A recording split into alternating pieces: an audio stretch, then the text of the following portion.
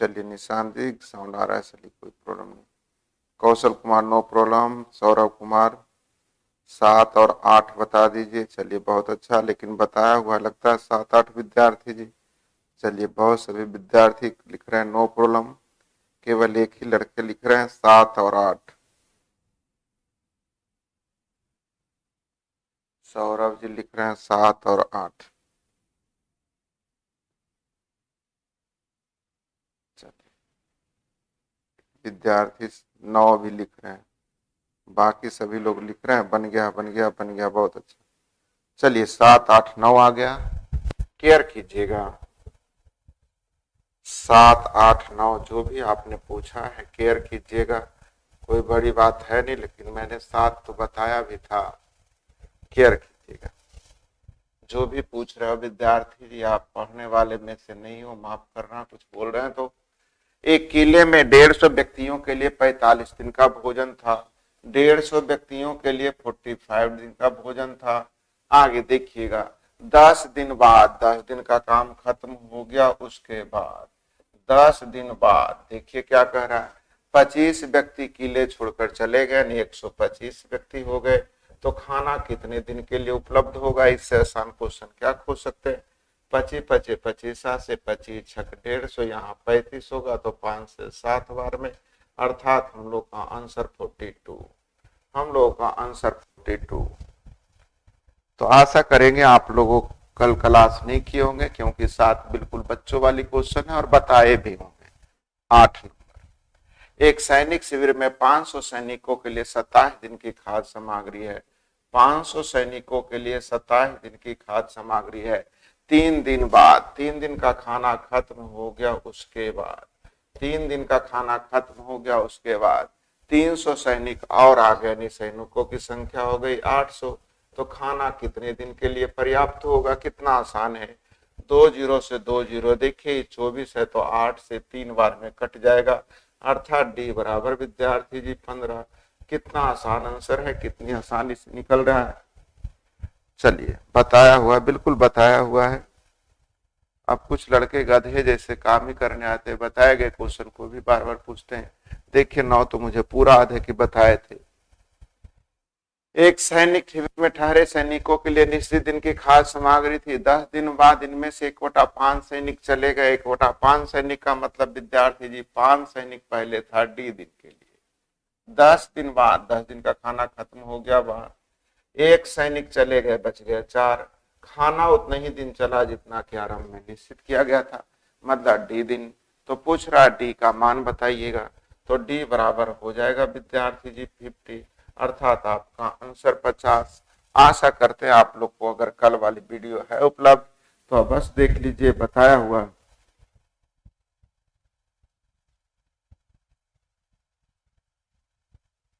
चलिए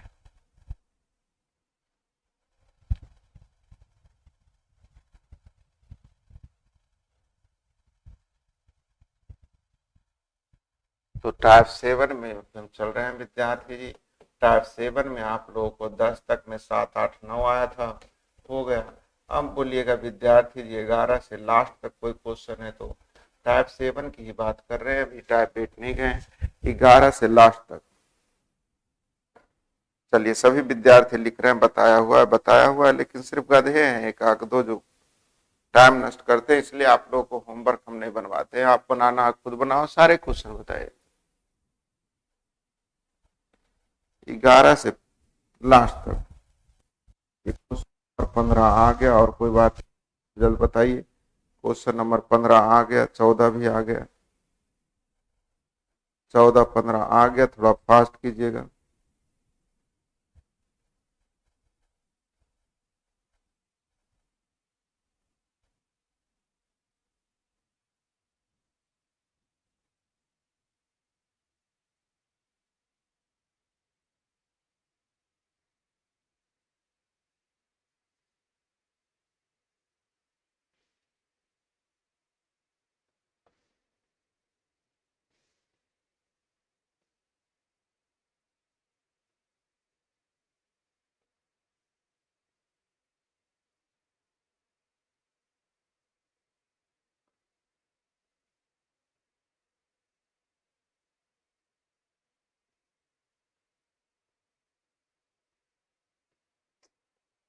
कहाँ चला गया कमेंट? आ गया आ गया आ गया।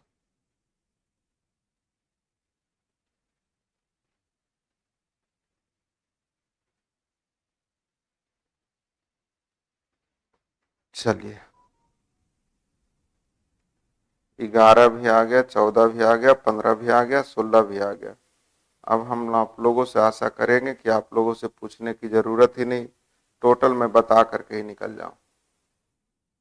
मुझे नहीं पता था, एक ने लिख दिया, देखिए वो गुलशन राज है, वो लिखा है 11 12 13 14 15।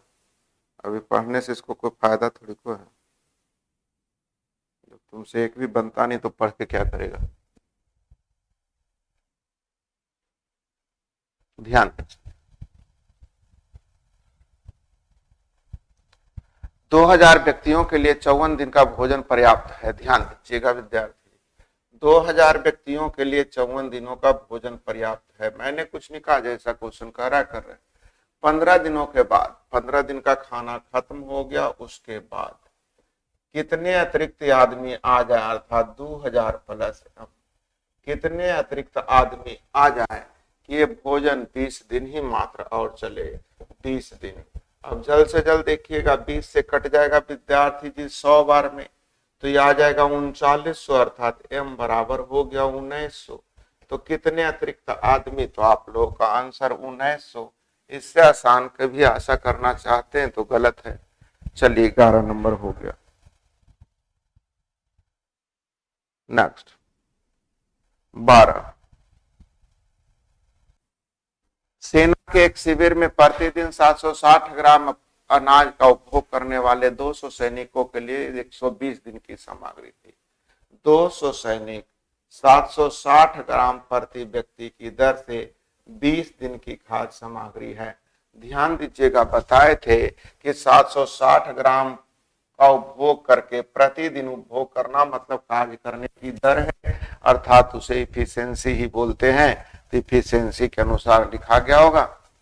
आगे देखिए क्या कर रहा है, 120 दिन के लिए खाद्य सामग्री, 120 दिनों के लिए। आगे देखिए क्या कर रहा है, 20 दिन बाद, 20 दिन का काम खत्म हो गया, उसके बाद ध्यान दीजिएगा 20 दिन बाद 50 और सैनिक शिविर में आ जाते हैं, हो गया व्यक्तियों की संख्या 250।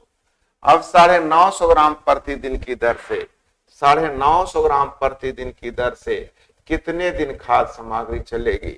इतना आसान क्वेश्चन विद्यार्थी, अब जल्द से जल्द हल कर लीजिए, सीखिएगा, केयर कीजिएगा। 1 1 2 0 से विद्यार्थी जी 2 0 कैंसिल। आगे ध्यान दीजिएगा, 9 5 95, 9 4 76।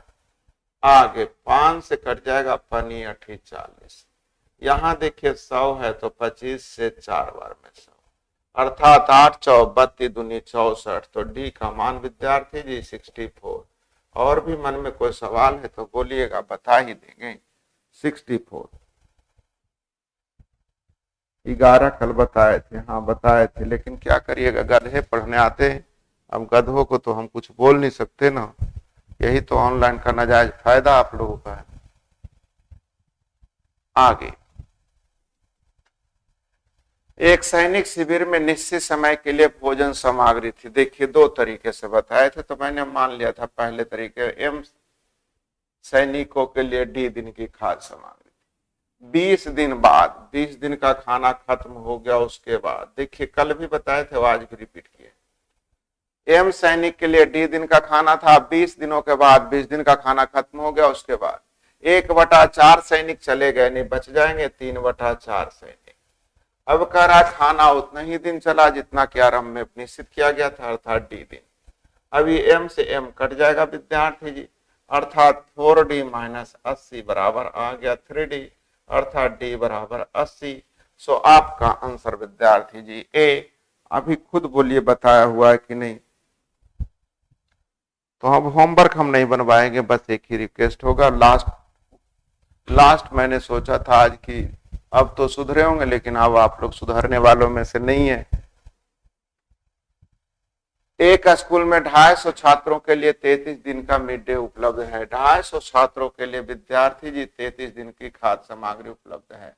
33 दिन की खाद्य सामग्री उपलब्ध है, जबकि प्रत्येक छात्र को 125 ग्राम खाना मिलता है।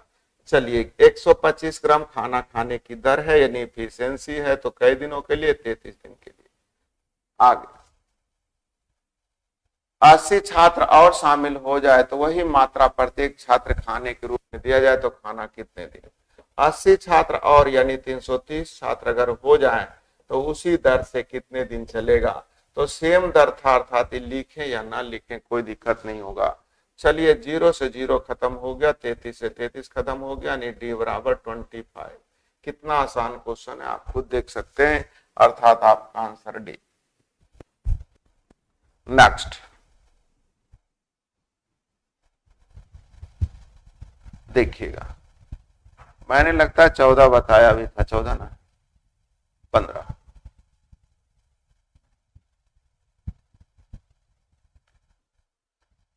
33 व्यक्तियों की एक सेना के लिए 25 खाद्य सामग्री थी, जबकि प्रत्येक को 850 ग्राम दिया जाता है। देखिएगा 3300 सैनिक को 850 ग्राम प्रति व्यक्ति की दर से 32 दिनों की खाद्य सामग्री थी। 32 दिनों की खाद्य सामग्री थी। 7 दिन बाद, 7 दिन का खाना खत्म हो गया, उसके बाद देखिए बताया हुआ होगा 7 दिन बाद कुछ और सैनिक का आवागमन हो गया, अर्थात हो गया 3300 प्लस कुछ और सैनिक आ गए, यानी 3300 प्लस। अब 825 ग्राम की दर से 17 दिन ही चला, 825 ग्राम की दर से मात्र 17 दिन चला। अब जल्द से जल्द हल कर लीजिए, हम लोगों का काम हो जाएगा। तो 825 से पूरे 4 बार में 3300 कटता है और 17 पचे 50 यानी 50 बार में। यहाँ देखिएगा विद्यार्थी जी 25 चौ 100 यानी 5000 आ गया, 5000 आ गया बराबर 3300 प्लस m, अर्थात m बराबर हो जाएगा 1700। m का मान विद्यार्थी जी 1700, अर्थात हम लोगों का आंसर हो गया बी। चलिए अगर विद्यार्थी जी आप लोग देख रहे होंगे तो इतना ही तक था, लेकिन एक विद्यार्थी एक सतीश नाम का लड़का है, वो लिख दिया 18 नंबर। अभी गधा कहाँ से पढ़ रहा है पता नहीं, क्वेश्चन ही 15 तक है, वो लिखा 18 नंबर भी बता दीजिए। इसका मतलब है वो पढ़ने की जरूरत नहीं समझता, वो टाइम पास करना चाहते है। तो चलिए अब टाइप 8 आप खुद बनाइए, मैं टाइप 9 पे चलता हूँ। इस तरह से पढ़ाएंगे तो जिंदगी आपकी भी खराब होगी, मेरी भी खराब होगी।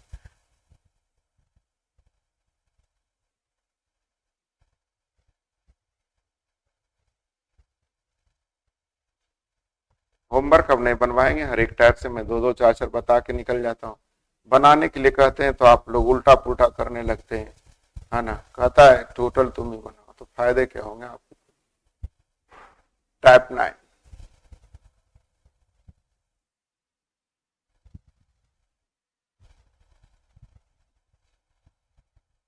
चलिए बालाजी लिख रहे हैं, अच्छा बलराज है, बलराज कुमार लिख रहे हैं टाइम पास करता है, बिल्कुल टाइम पास ही कर रहा है, क्या कीजिएगा।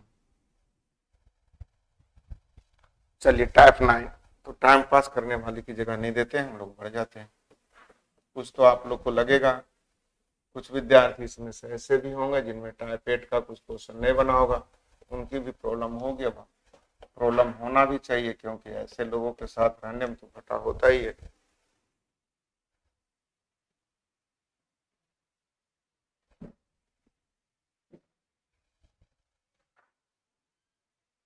टाइप 9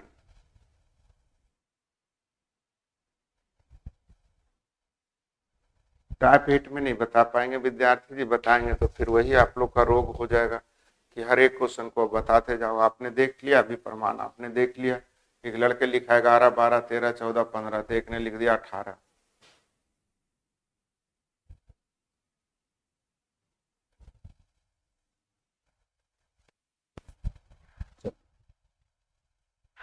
टाइप 9 देखिएगा, एक निश्चित लंबाई की रस्सी 14 सेंटीमीटर त्रिज्या की बेलन की परिधि पर 70 बार लपेटी जा सकती है, तो यह रस्सी 20 सेंटीमीटर की त्रिज्या की बेलन पर कितनी बार लपेटी जाएगी। ध्यान दीजिएगा, बिल्कुल आसान सा क्वेश्चन है, केयर कीजिएगा। किसी बेलन पर लपेटने का मतलब होता है विद्यार्थी जी, अगर एक बार इसे लपेटेंगे तो कहलाएगा 2 पाई आर। रस्सी की लंबाई जो होगा विद्यार्थी जी 2 पाई आर एक बार के लिए, अगर 10 बार लगाएंगे तो 2 पाई आर गुने 10, अगर 20 बार लपेटेंगे तो 2πr गुने 20। तो रस्सी की लंबाई यहाँ पे केयर कीजिएगा विद्यार्थी जी, रस्सी की लंबाई जो होगी, ध्यान दीजिएगा विद्यार्थी जी, यहाँ रस्सी की लंबाई अगर कोई पूछा जाए, रस्सी की लंबाई यहाँ पूछा जाए तो हो जाएगा 2πr गुने n। n का मतलब जितनी बार लपेटी गई। खुद समझने का प्रयास कीजिएगा, कोई फॉर्मूले नहीं आपको निकालना पड़ेगा। एक लिख रहा है सर केवल तेज स्टूडेंट को पढ़ाइएगा, नहीं तेज को नहीं पढ़ाएंगे, लेकिन केयरलेस को नहीं पढ़ाना चाहिए ना, केयर करने वाले को पढ़ाना चाहिए। आप खुद देख लीजिए कि आप लोगों को क्या क्वेश्चन नंबर 8 7 बताया गया था, 8 बताया गया था, 9 बताया गया था। ईमानदारी पूर्वक केवल बोल दीजिए, अगर नहीं बताया गया था तो मैं गलत हूँ, अगर बताया गया है तो फिर आप गलत हैं। तो हम वही चीजें बताएंगे जो आपको फायदे की चीजें हो। अगर टाइम पास करना चाहते हैं तो बोलिए, टोटल में ही बताते जाओ। ऐसे बकवास वाले कमेंट कीजिएगा तो फिर फायदे नहीं होगा। अपनी कमजोरी को दूर करने का प्रयास कीजिए, है ना। हम पे उंगली उठा करके जिंदगी में कुछ नहीं कर सकते। हाँ, आपको इतना जरूर बता देता हूँ कि आपसे बनना चाहिए। आप ईमानदारी से देखिए कि क्या 7 8 9 बताया गया था, फिर भी आपने पूछा, तो टाइम नष्ट किसका होगा? आपका होगा, मेरा क्या होगा? मुझे तो वही चीजें बतानी है।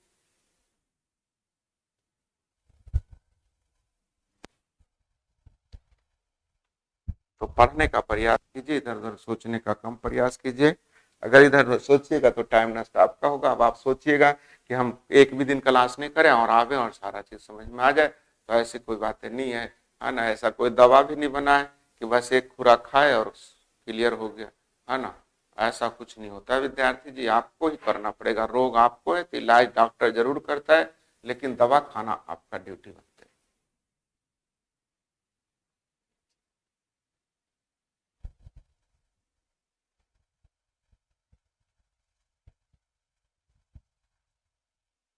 चलिए,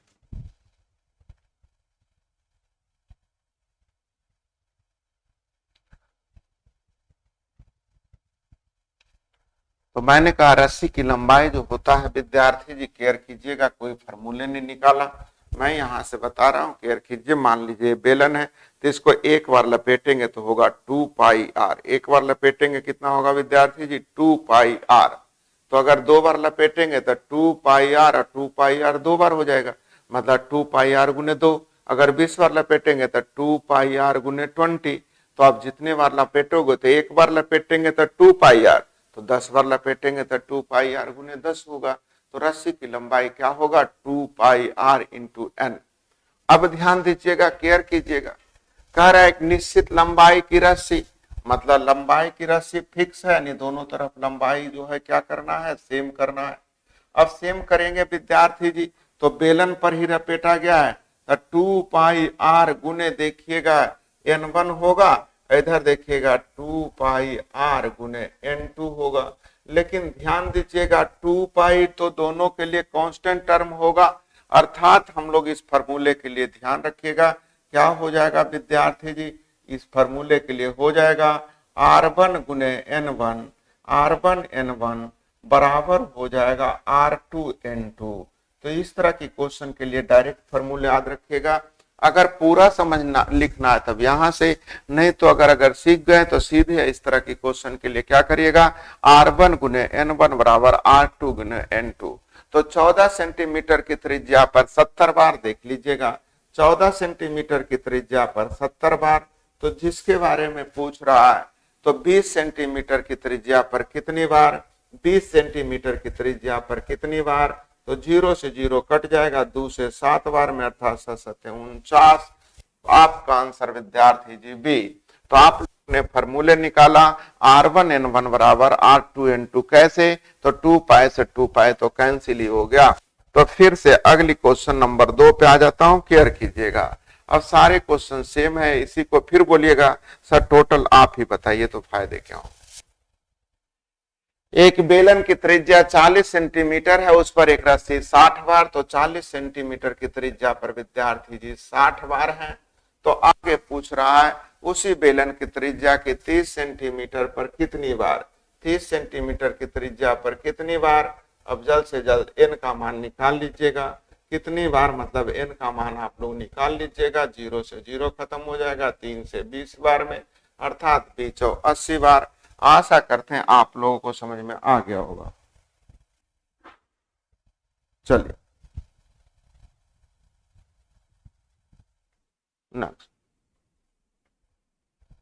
नेक्स्ट देख लीजिए। अभी 3 नंबर रोकिएगा विद्यार्थी जी, 3 अलग हैं और 4 भी अलग हैं, 3 4 5 अलग हैं। अब आ जाइए 6। अगर बेलन की ऊंचाई 2 मीटर हो और तार की मोटाई 2 मीटर एम हो तो निश्चित लंबाई की एक रस्सी 10.5 सेंटीमीटर की परिधि के सिलेंडर को पूरी तरह से घेर सकती है। वही रस्सी 42 सेंटीमीटर व्यास और 1.5 मीटर ऊंचाई के सिलेंडर को कितने बार में घेरेगी? तो ध्यान दीजिएगा, समझने का प्रयास कीजिएगा विद्यार्थी जी, केयर कीजिएगा। कह रहा है एक बेलन की ऊंचाई 2 मीटर है, तार की मोटाई 2 mm है, तो निश्चित लंबाई की रस्सी 10.5 सेंटीमीटर की परिधि के सिलेंडर पर पूरी तरह से घेर सकती है। तो वही रस्सी 42 सेंटीमीटर व्यास और 1.5 मीटर ऊंचाई के सिलेंडर पर सिलेंडर को कितनी बार घेरेगी? चलिए ध्यान दीजिएगा।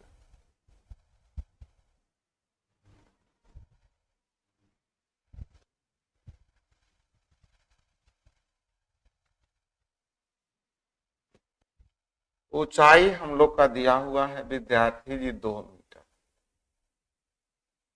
कितने मीटर? 2 मीटर। अब तार की मोटाई जो दिया हुआ है देखिएगा विद्यार्थी जी 2 mm। यहां ये हो गया बेलन की ऊंचाई। तार की मोटाई को हम लोग थिकनेस भी बोल सकते हैं। तार की मोटाई हम लोग को दिया हुआ 2 mm। अब ध्यान दीजिएगा, मीटर और मिलीमीटर में क्या अंतर है, ध्यान दीजिएगा। मीटर में और mm में क्या अंतर है, तो ध्यान दीजिएगा। देखिएगा, mm होता, उसके बाद सेंटी होता, उसके बाद डेसी होता, तब मीटर होता। मिलीमीटर देखिएगा, सेंटीमीटर, डेसीमीटर, तब होता है विद्यार्थी जी मीटर। तो देखिएगा यहां से यहां तक जाने के 1 2 3 घर। इसका मतलब अगर हम इस ऊंचाई को mm में बदलेंगे तो 2000 mm हो जाएगा विद्यार्थी। कितने घर हैं? तो यहां से यहां जाइए, 10 से गुना करिएगा तो सेंटी को mm में बदलेंगे, डेसी को mm बदलने के लिए 2 × 10, और मीटर को mm बदलने के लिए 3 × 10 से गुना। चलिए, जितना छोटा यूनिट में बदलिएगा उतना बार विद्यार्थी जी 10 से गुना होगा, और जितना बड़ा यूनिट में बदलिएगा उतना 10 से भाग होगा। चलिए केयर कीजिएगा, ध्यान देने की बात कीजिएगा।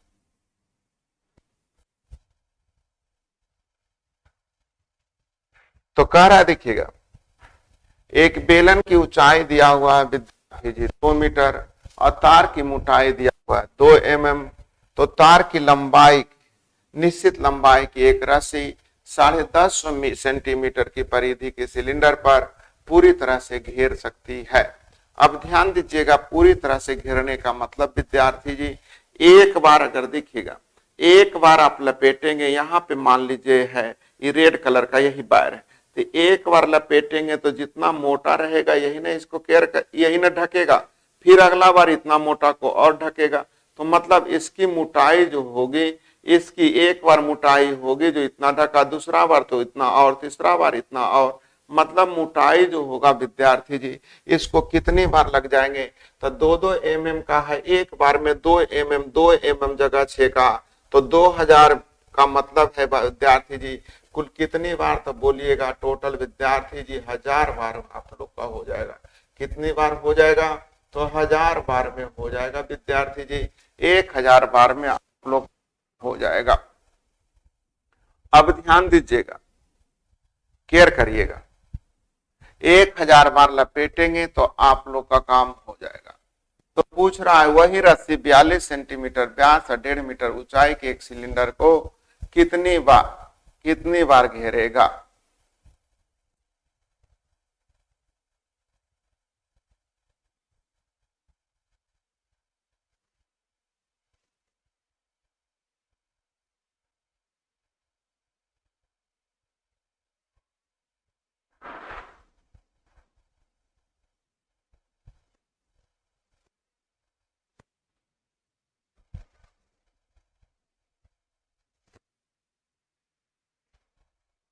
अगर बेलन की ऊंचाई 2 मीटर है, तार की मोटाई 2 mm है, तो निश्चित लंबाई की एक रस्सी 10.5 सेंटीमीटर की परिधि 10.5 सेंटीमीटर की परिधि के सिलेंडर को पूरी तरह से घेर सकती है।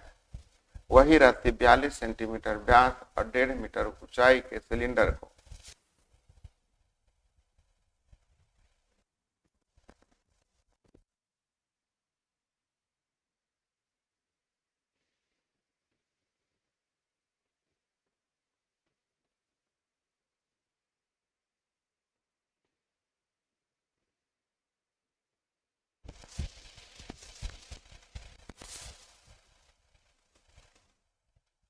इसको रोक लीजिएगा विद्यार्थी जी, क्वेश्चन में लगता है कुछ एरर है, इसको रोक लीजिएगा 1 सेकंड के लिए। 6 नंबर रोक लीजिएगा। 7 दांतेदार पहिया आ गया। 8 पे आ जाइए। 5 मिलीमीटर व्यास की 4 मीटर लंबे तार का वजन 2 kg है। उस धातु से बने 4 मिलीमीटर व्यास के 5 मीटर लंबे तार कितना होगा। तो ध्यान दीजिएगा, बहुत अच्छी क्वेश्चन है, केयर कीजिएगा। तार का वजन, तो तार का वजन जो डिपेंड करता है विद्यार्थी जी, वेट जो डिपेंड करता है उसके आयतन पे डिपेंड करता है। वेट किस पे डिपेंड करता है, आयतन यानी वॉल्यूम पे डिपेंड करता है ना। जितना ज्यादा आयतन लेंगे उतना ज्यादा वॉल्यूम हो। तो ध्यान दीजिएगा, केयर कीजिएगा। और आयतन होता है विद्यार्थी जी, आयतन जो होता है ध्यान दीजिएगा, अगर केयर कीजिएगा, तार का मतलब ये होता है बेलनाकार, तो बेलन का आयतन होता है pi r square h. Pi r square h होता है विद्यार्थी जी। तो ध्यान दीजिएगा, लिखा हुआ है 5 मिलीमीटर व्यास की 4 मीटर लंबे तार, है ना, मिलीमीटर व्यास भी दिया हुआ, ऊंचाई भी दिया हुआ, का वजन 2 kg है। तो उस धातु से बने 4 मीटर व्यास के 5 मीटर लंबे तार का वजन कितना होगा। तो केयर कीजिएगा, समझने का प्रयास कीजिएगा, सीखिएगा। विद्यार्थी जी पाई तो कांस्टेंट होता है, अर्थात इसकी जरूरत ही नहीं। तो ध्यान दीजिएगा, आर स्क्वायर बटा आर स्क्वायर एच ऊपर और डब्ल्यू नीचे हो जाएगा।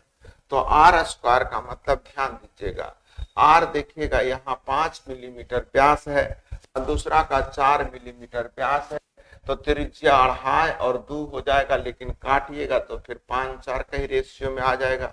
तो ध्यान दीजिएगा 5 का स्क्वायर और लंबा देखिएगा कितना है विद्यार्थी जी, 4 मीटर और उसका वजन है 2 kg। कितना है विद्यार्थी जी, 2 kg।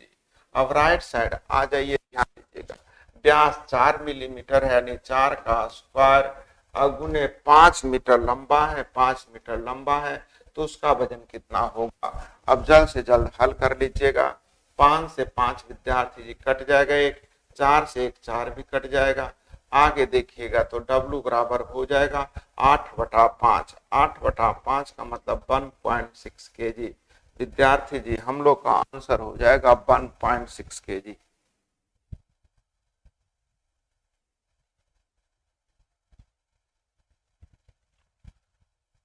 फिर केयर कीजिएगा, समझने का प्रयास कीजिएगा, सिखाने का प्रयास करता हूं, केयर कीजिएगा। वेट जो डिपेंड करता है विद्यार्थी जी उसकी आयतन पे, तो आयतन होता है पाई आर स्क्वायर एच, जिसमें पाई कांस्टेंट है। तो आप लोग बोल सकते हैं आर स्क्वायर एच बटा डब्ल्यू बराबर कांस्टेंट है ना, इतना बराबर कांस्टेंट हो गया। तो ध्यान दीजिएगा, आर स्क्वायर एच ऊपर और डब्ल्यू नीचे। तो आर का रेशियो लीजिए या व्यास का रेशियो लीजिए, दोनों रेशियो सेम होता है।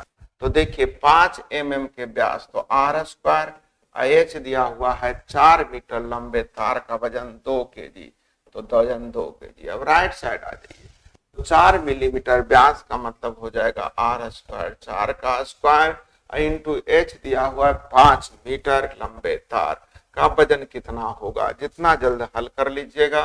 5 से देखिए 1 5 कट जाएगा, 4 से 1 4 कट जाएगा, 2 उधर चल जाएगा तो 4 दूनी 8/5 अर्थात 1.6 केजी। विद्यार्थी जी आपका आंसर हो जाएगा 1.6 केजी।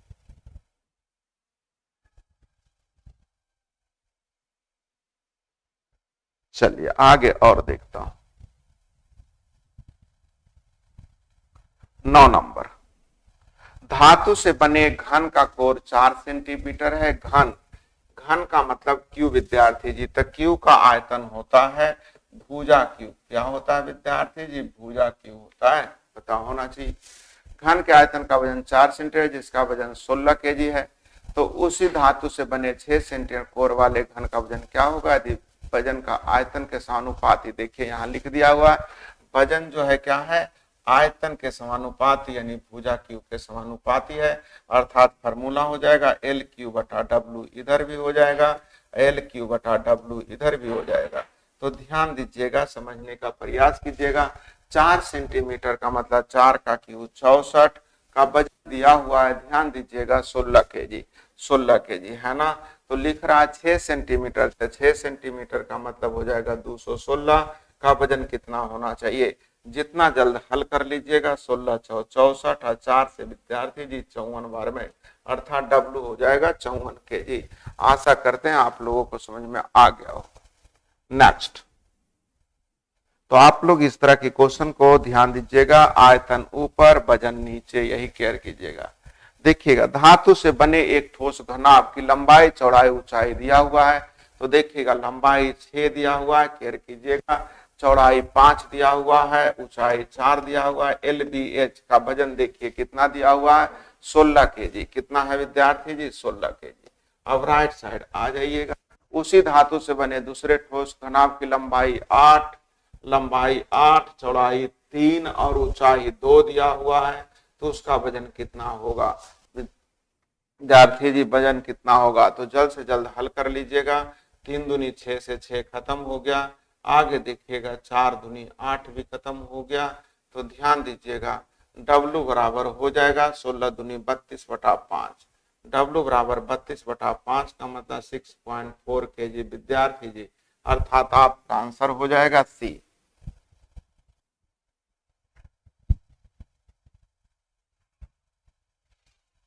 चलिए नेक्स्ट,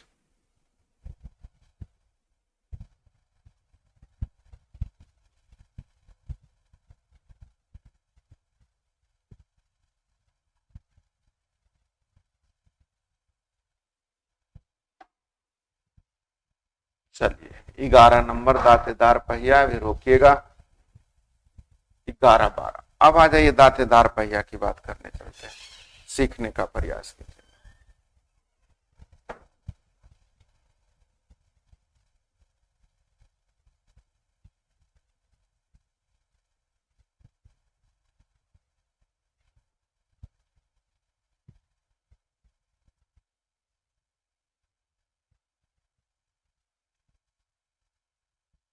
तीन नंबर, ध्यान दीजिए। दो दांतेदार पहिया जिसमें 24 और 28 दांतें आपस में फंसकर चलती है। दूसरा पहिया 30 सेकंड में 180 चक्कर, तो पहला पहिया 18 सेकंड में कितने चक्कर? सीखिएगा। दो दांतेदार पहिया आपस में फंसकर चलती है, इसका मतलब समझ लीजिएगा। इस क्वेश्चन बहुत अच्छी क्वेश्चन है विद्यार्थी जी, आपको इस पे 4-5 क्वेश्चन आपको बनेंगे, तो केयर करके पढ़िएगा। दो दांतेदार पहिया आपस में फंसकर चलती है, इसका एक एग्जाम्पल देख लीजिएगा, सीखिएगा।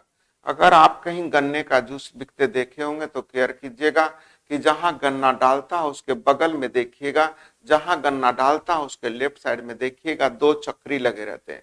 एक छोटा चक्री होता है, एक बड़ा चक्र होते हैं, और उसमें घात बने रहते हैं, उसी को दांत बोला जा रहा है।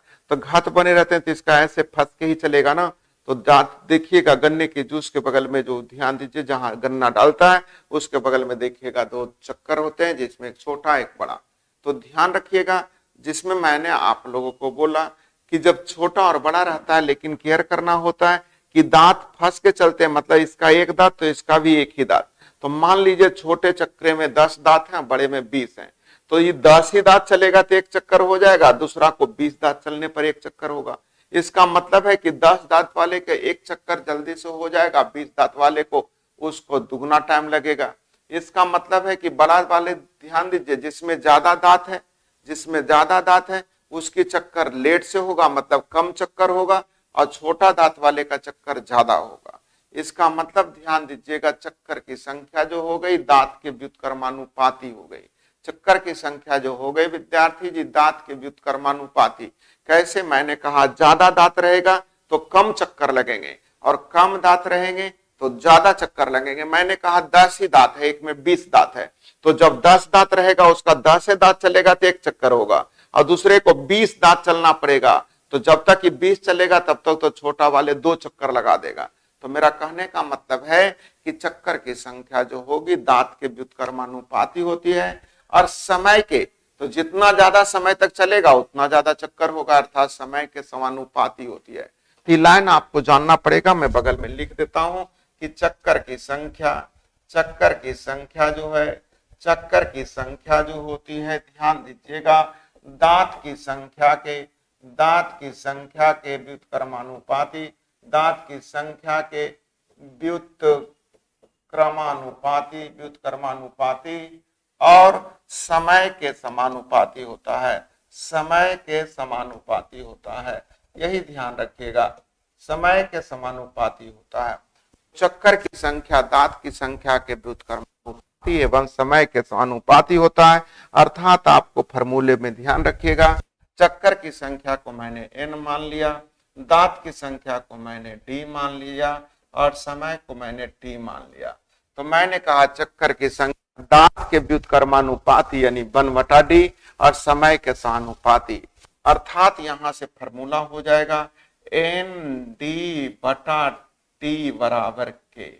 विद्यार्थी जी इस समानुपाती नियतांक को हटाते हैं तो के लाते हैं, अर्थात डी इधर चल जाएगा, ND/T बराबर के।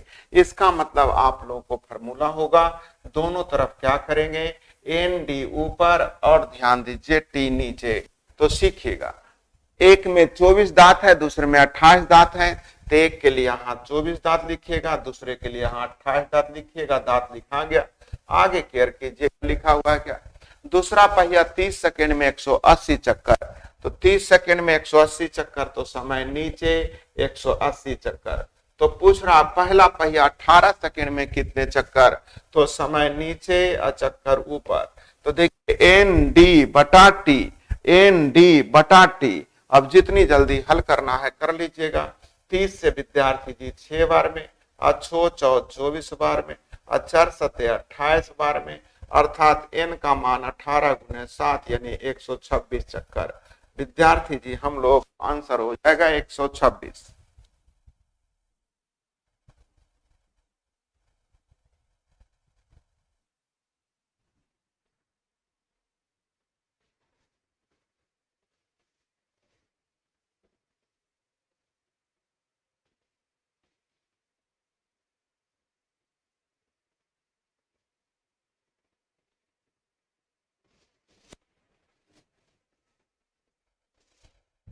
तो फिर से मैं एक बार बोलना चाह रहा हूं, आप लोगों को सिर्फ ध्यान दीजिएगा, इस दांतेदार पहिया के लिए एक फॉर्मूले यही केयर कीजिएगा कि NDT बराबर के कहां से आया, तो चक्कर की संख्या जो होता है दांत के व्युत्क्रमानुपाती और समय के समानुपाती होता है, इसलिए इससे फॉर्मूले निकल जाएगा। विद्यार्थी जी ND ऊपर और T नीचे, तो दोनों तरफ लिख दीजिएगा, केयर कीजिएगा कि T को नीचे लिखना है और D को ऊपर। तो दूसरा पहिया 30 सेकेंड, ध्यान दीजिएगा 30 सेकेंड था, और इसका था 18 सेकेंड। पहला पहिया 18 सेकेंड, इतना तो समझ में आ गया। पहला का है 24 दांत और दूसरा का है 28 दांत, ये भी समझ में आ गया। अब n की बात कीजिए तो इसका n निकालना है, इसका n दिया हुआ है 180 चक्कर। अब 30 से विद्यार्थी जी 6 बार में, 6 चौ 24 बार में, और 4 से 7 बार में, तो n का मान 18 गुने 7 का मतलब 126, अर्थात आपका आंसर 126। फिर से क्यों, मैं 10-12 भी बताऊंगा, अभी टेंशन मत लो, सारे क्वेश्चन यही है। चलिए अगली क्वेश्चन नंबर 4 पे आ जाते हैं। देखिएगा, दो दांतेदार पहिया जिसमें 24 और 36 दांतें हैं। तो देखिएगा फॉर्मूला आप लोगों ने लिखा कि टी नीचे एन डी ऊपर। तो सीखिए 24 दांत हैं, दूसरे में 36 दांत हैं। तो एक के लिए 24 दांत, दूसरे के लिए 36 दांत। केयर कीजिएगा आगे क्या कह रहा है। आपस में फंस कर चलते हैं। दूसरा पहिया 1 मिनट में 120 चक्कर। 1 मिनट का मतलब विद्यार्थी जी 60 सेकेंड में 120 चक्कर, है ना। तो पूछ रहा है पहला पहिया 15 सेकेंड में कितनी चक्कर, 15 सेकेंड में कितनी चक्कर। तो चक्कर आप लोगों को हल कर लेना था। चलिए 15 से 4 बार में, 4 से 9 बार में विद्यार्थी जी। आगे देखिएगा 24 बचे 20 से, अर्थात n बराबर 45। n का मान 45। चलिए फिर से आपने बोला, लीजिए फिर से बन गया। चलिए एक बार और फिर से मैं बता देता हूं। प्रश्न संख्या 5 पे आ जाइए। दो दांतेदार पहिया जिनमें 30 दांतें और दूसरे में 48 दांतें हैं। ध्यान दीजिएगा, तो एक में 30 दांत, दूसरे में 48। इधर 30 लिखेंगे, इधर 48 लिखेंगे। अब तो आप लोगों को समझ में आ गया होगा। आपस में फंस कर चलते हैं। दूसरा पहिया 1 मिनट में 120 चक्कर। 1 मिनट का मतलब 60 सेकेंड में विद्यार्थी जी 125 चक्कर। 125 चक्कर है। तो पहला पहिया 12 सेकेंड में कितनी चक्कर, 12 सेकेंड में कितनी चक्कर। अब तो हल हो जाना चाहिए। 12 पचे 60 हो जाएगा। 5 से विद्यार्थी जी 25 बार में। आगे देखिएगा, पचे 25, 5 36, 6 8 48, यानी 8 पचे 40। सो आपका आंसर विद्यार्थी जी 40 चक्कर। आपका आंसर ए। चलिए अब आपको समझ में आया या ना आया, एक बार कमेंट जरूर कीजिएगा। अभी और चक्कर वाले हैं, 7 नंबर आ जाइए। दो दांतेदार पहिया आपस में फंस कर चलते हैं। पहला पहिया 10 सेकेंड में 25 चक्कर, दूसरा पहिया 1 मिनट में 100 चक्कर। तो पहले पहिए में 24 दांत, दूसरे पहिए में कितनी दांतें। ध्यान दीजिएगा, समझने का प्रयास कीजिएगा। मैंने कहा टी नीचे, बाकी सब ऊपर। तो देखिएगा पहले सेकेंड में 25 चक्कर, 10 सेकेंड में विद्यार्थी जी 25 चक्कर, जबकि इसमें दांतों की संख्या। अच्छा, दूसरा पहिया विद्यार्थी जी 1 मिनट में 100 चक्कर। 1 मिनट का मतलब 60 सेकेंड में 100 चक्कर, है ना। आगे देखिए, पहले पहिए में 24 दांतें हैं, दूसरे में कितनी दांतें हैं। हल कर लीजिएगा विद्यार्थी जी, केयर कीजिएगा। 0 से 0 खत्म हो गया, 25 चौ 100 हो गया, और 4 छक 24 हो गया, 6 इधर चल जाएगा, अर्थात डी बराबर हो जाएंगे 36। सो आपका आंसर विद्यार्थी जी 36 दांत। चलिए नेक्स्ट। तो अब आप लोगों से दांतेदार पहिया वाले भी क्वेश्चन बन जाने चाहिए। 8 तो हो गया, 9 हो ही गया है, 10 बता ही दिए हैं। चलिए 11 आ जाइए।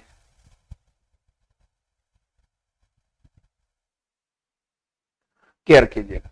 3 पहिया में दांत। देखिएगा विद्यार्थी जी, अगर 3 पहिया दिया हुआ है, कितने पहिए दिए हुए हैं, 3 पहिए दिए हुए हैं। चलिए मैंने 3 लिख दिया, है ना। दांतों की संख्या दिया हुआ है 20, 36 और 45। ध्यान दीजिएगा, 20 माफ कीजिएगा, लिखा हुआ है कितना है विद्यार्थी जी, यहाँ है 20, यहाँ है 36, यहाँ है 45। इतना तो समझ में आ रहा होगा। आगे केयर कीजिएगा, तो उनके बीच प्रति मिनट चक्रों की संख्या कितनी होगी। तो ये समय तो विद्यार्थी जी सेम है, और चक्रों की संख्या पूछ रहा है N1, N2, N3 पूछ रहा है। तो आप लोग पढ़े होंगे, जब 2 या 2 से अधिक राशि आपस में बराबर हो तो N1, N2, N3 का रेशियो आप लोग निकालना जानते होंगे। 20, 36, 45 से कटने वाली राशि 180 लाने के लिए यहाँ हो जाएगा 9, 5, 4, अर्थात हम लोगों का आंसर विद्यार्थी जी ए। चलिए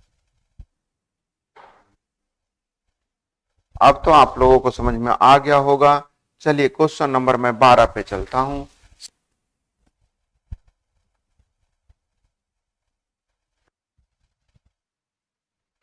तीन पहिया में दांतों की संख्या देखिएगा, 15, 40, 24 है, जो एक से फंस कर चलते हैं। तो उनके चक्रों की संख्या प्रति घंटे क्या होगी। यदि छोटा पहिया प्रति सेकंड 24 आता है, तो देखिएगा उनकी चक्रों की संख्या, तो अब उनकी चक्रों की संख्या तो तीनों का देखिएगा विद्यार्थी जी अलग अलग आएगा। तो ध्यान दीजिएगा, तीन दांते हैं जिनकी संख्या दिया हुआ 15, 30 और 24। सबसे छोटा का मतलब 15 वाले का दिया हुआ 1 सेकेंड में 24 चक्कर। तो चलिए अब सीख लीजिएगा, अब यहीं पे रुक जाइएगा, समय सेम है। तो डायरेक्ट आप लोग चक्रों की संख्या का ही रेशियो निकाल लीजिए। चक्रों की संख्या का रेशियो अभी आप लोगों ने सीखा था। तो चलिए 15, 30 और 24 से कटने वाली राशि 120 लाने के लिए यहाँ हो जाएगा 15 8 20 से, विद्यार्थी जी 30 और 20 से, आगे 24 25 20 से। ये हो गई चक्कर की संख्या का रेशियो विद्यार्थी जी। और सबसे छोटा पहिया देखिएगा 1 सेकेंड में 24 चक्कर, अर्थात ध्यान दीजिएगा 1 सेकेंड में 24 चक्कर है, लेकिन पूछ रहा है ध्यान दीजिएगा प्रति घंटे। तो 1 सेकेंड में 24 चक्कर, तो 60 सेकेंड में हो गया, अर्थात ये 1 घंटा में हो गया। तो ध्यान दीजिएगा, केयर कीजिएगा, 1 सेकेंड में था तो 1 मिनट का मतलब 60 से गुना करेंगे और घंटा का मतलब 60 से गुना कर देंगे। ये सबसे छोटा वाला था, सबसे छोटा वाला जिसकी संख्या सबसे, ध्यान दीजिएगा यही होगा। तो सबसे छोटा का तुलना सबसे छोटा से। कुल चक्रों की संख्या पूछ रहा है, देखिएगा उनके चक्रों की संख्या मतलब टोटल संख्या। तो 8 4 12 और 5 विद्यार्थी जी 5 4 9 8 17 से गुना हो जाएगा। केयर कीजिएगा 8 3 24 हो जाएगा विद्यार्थी जी। तो गुना करिएगा तो 6 3 18 18 6 का टोटल से यानी 108, 6 6 36 या टोटल से 108 पर डबल जीरो गुने 17। अब डबल जीरो कर दीजिएगा 17 8 36 से यानी 136 के 36, बाकी 1 17 का 17 1 18 18 36 डबल जीरो 18 36 डबल जीरो, अर्थात आपका आंसर विद्यार्थी जी बी।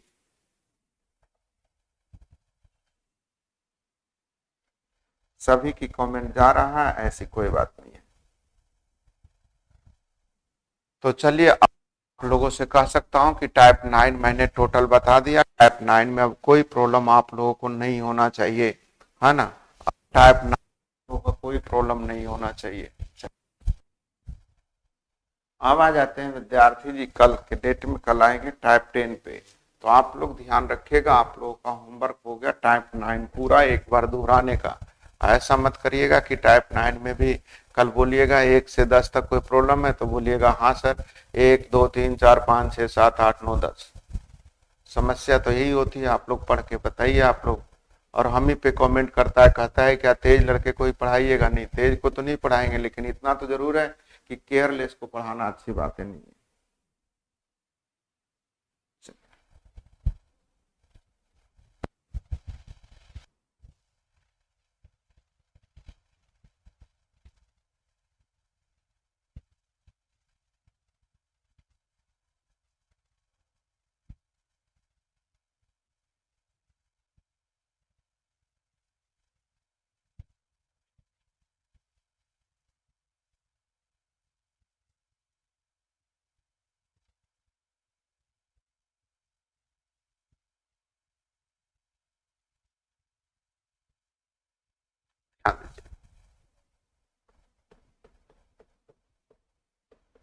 टाइप 8 में बोलिएगा 1 से 5 तक, 1 से 5 तक, थोड़ा फास्ट कीजिए।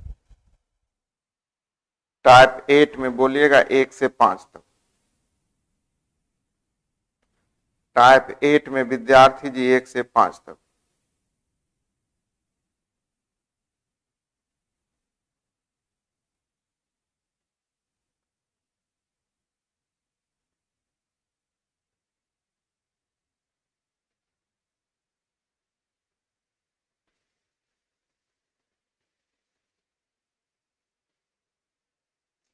टाइप 1 में 1 से 5 तक जिनकी कोई प्रॉब्लम नहीं है, नो प्रॉब्लम, तो लिखने का प्रयास कीजिए, तब तो हम आगे जल्द से जल्द बढ़े। चलिए कुछ विद्यार्थी नो प्रॉब्लम लिख लिए, चलिए सही। अब देखिए हम 1 से 5 तक लिख रहे हैं, तो एक राकेश कुमार है वो लिख रहे हैं 8 9 17 25। ऐसे लड़के को पढ़ाने से क्या फायदा, जो हमारी बात ही नहीं समझ रहे, सुन रहा है तो अपनी बात सुना रहा है। तो ऐसे बंदे हो नहीं, पढ़ो। चलिए 6 से 10 तक, 6 से 10 तक। 6 से 10 तक।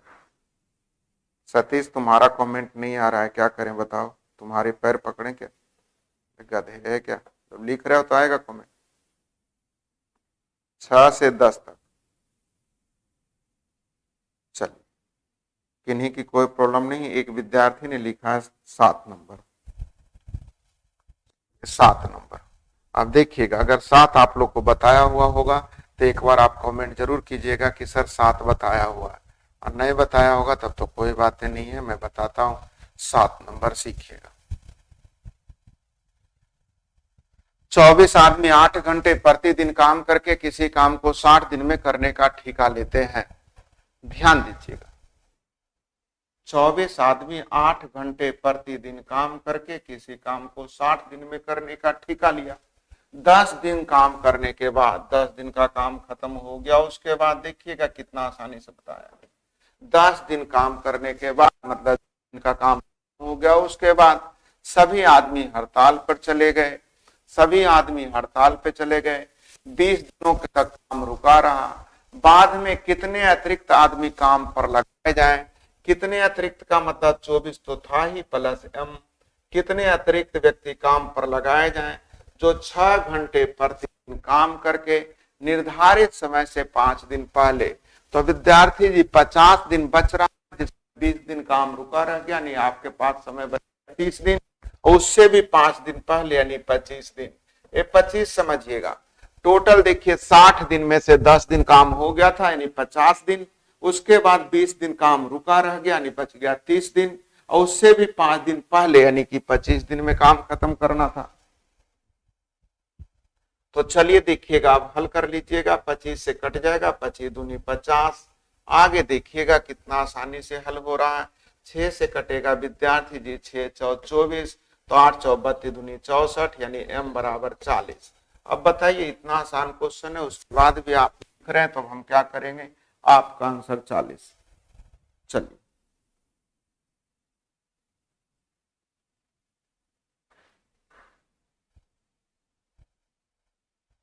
चलिए 7 8 9 10। इसका मतलब देखिए, हम 6 तक बताए थे। अब आप लोग को क्या करोगे? जिंदगी भर यही काम करते रहोगे कि लिखते ही रहोगे कि बनाओगे भी एक क्वेश्चन? 12 पुरुष किसी काम को 4 दिनों में, 15 महिला उतने ही काम को 4 दिनों में।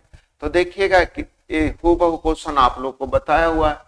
12 पुरुष किसी काम को 4 दिनों में, ध्यान दीजिएगा, 12 पुरुष किसी काम को 4 दिनों में, 15 महिलाएं उसी काम को 4 दिनों में। तो पुरुष और महिला का रेशियो हो जाएगा विद्यार्थी जी, ध्यान दीजिएगा 5:4। आशा करते हैं रेशियो तो आप लोग को लिखने आता होगा। 4 से 4 कट जाएगा, अर्थात 5:4 हो जाएगा। तो 12 पुरुष का मतलब विद्यार्थी जी 12 पचे 60 किसी काम को 4 दिनों में। सही है। अब देखिए क्या कहता है, 6 पुरुषों ने काम शुरू किया। 6 पुरुष का मतलब 6 पचे 30 ने काम शुरू किया। 2 दिन बाद सभी काम करना बंद कर दिए। 2 दिन बाद सभी काम करना बंद कर दिए। कितनी महिलाएं काम पर लगाई जाए? तो कितनी महिलाएं का मतलब हो जाएगा विद्यार्थी जी 4x। अगर कितने पुरुष का था तो लिखा था 5x। शेष काम को 3 दिनों में, कितने दिनों में विद्यार्थी जी? 3 दिनों में। अब जितनी जल्दी हल कर लो। तो देखिए 240 में से 60 इधर आ जाएगा, 180, 180 में 12 से भाग दीजिएगा, यानी x बराबर विद्यार्थी जी 15। अब हल करने तो आता होगा क्या? इससे भी आसान क्वेश्चन की इच्छा रखते हैं।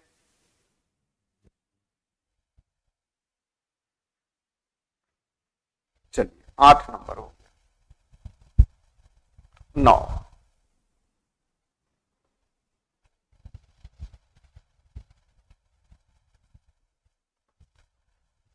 50 आदमी किसी काम को 30 दिनों में, केयर कीजिएगा, समझने का प्रयास कीजिएगा, बिल्कुल आसान सा क्वेश्चन है। 50 आदमी किसी काम को 30 दिनों में, सीधे प्रत्येक 10 दिन पर 10 आदमी काम छोड़ते जाएं तो काम कितने दिनों में, मतलब सीखिएगा। 50 आदमी 10 दिन, उसके बाद विद्यार्थी जी 40 आदमी 10 दिन, उसके बाद विद्यार्थी जी 30 आदमी 10 दिन, उसके बाद 20 आदमी 10 दिन, उसके बाद 10 आदमी 10 दिन, उसके बाद भी बोलिएगा कैसे, कब तक करते रहेंगे? तो विद्यार्थी जी करते रहिए, जब तक कि लेफ्ट साइड के बराबर ना हो जाए।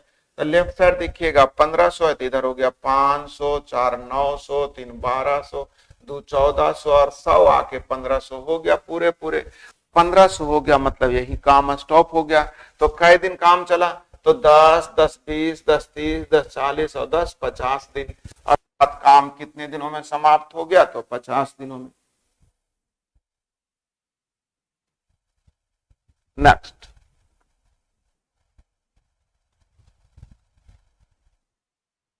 ध्यान दीजिएगा, अगली क्वेश्चन 10।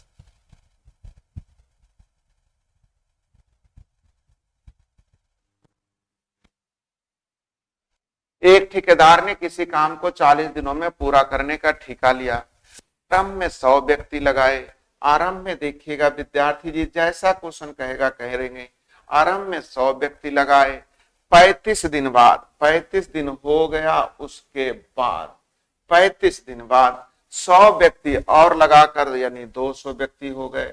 तो काम समय पर पूरा हो गया, यानी समय 5 दिन ही बच रहे थे। 5 दिन कहां से आया? क्योंकि टोटल 40 दिनों में पूरा करने का ठेका लिया था, तो समय पर पूर्ण कर दिया, यानी 5 दिन। अब कह रहा है यदि अतिरिक्त व्यक्ति नहीं आते, मतलब 100 व्यक्ति ही रहते, तो काम कितने दिनों में? जल्द से जल्द हल कर लीजिएगा विद्यार्थी जी। तो 100 कॉमन लेके खत्म हो जाएगा, यहाँ 2 बार में, यहाँ 1 बार में, यानी 35 10 45 हो गया। अर्थात आप लोगों से कह रहा है कितना लेट होता? तो 40 की जगह 45 लग गया, अर्थात कई दिन लेट? तो आंसर हो जाएंगे 5 दिन।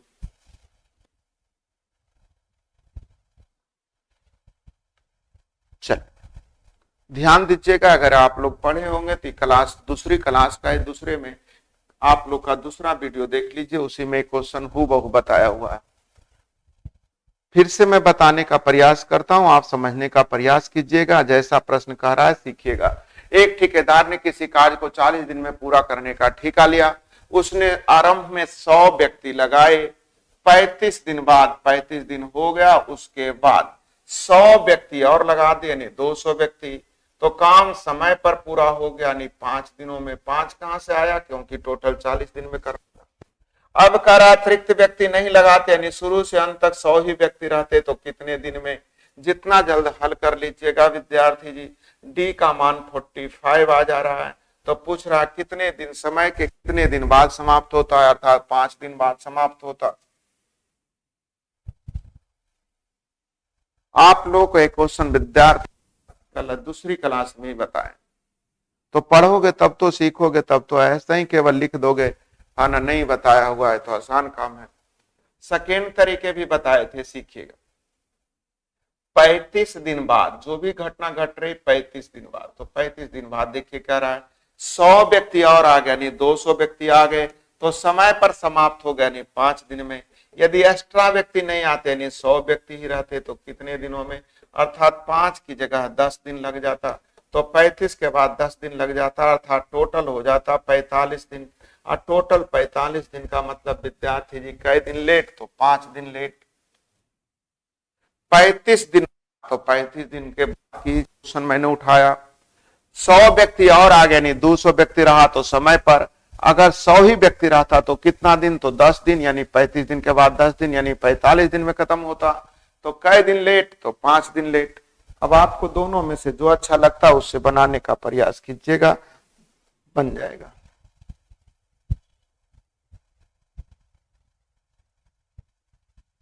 देखिएगा 11 नंबर भी सेम है, जरा देख लेते हैं। एक ठेकेदार ने कोई कार्य 38 दिन में करने का ठेका लिया। देखिएगा 30 व्यक्ति काम पर लगाए गए। ध्यान दीजिएगा विद्यार्थी जी, 30 व्यक्ति काम पर लगाए गए।